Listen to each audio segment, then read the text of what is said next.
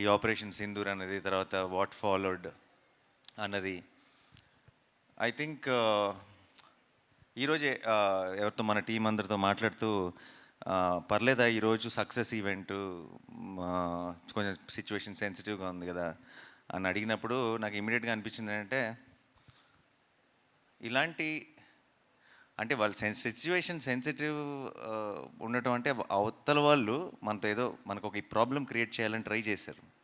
ఆ ట్రై చేసిన దానికి మన వాళ్ళు, మన ఇండియన్ ఆర్మీ చాలా పద్ధతిగా, ఫోకస్డ్గా, డిగ్నిఫైడ్గా వాళ్ళకి తిరిగిచ్చింది కదా.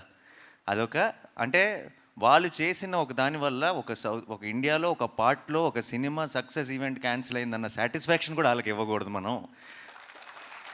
మా అంటే అసలు ఏమీ టచ్ చేయలేకపోయారు అన్నది కూడా ఒక స్టేట్మెంట్ పాస్ చేయాల్సిన బాధ్యత కూడా మనందరికీ ఉంది టీమ్గా.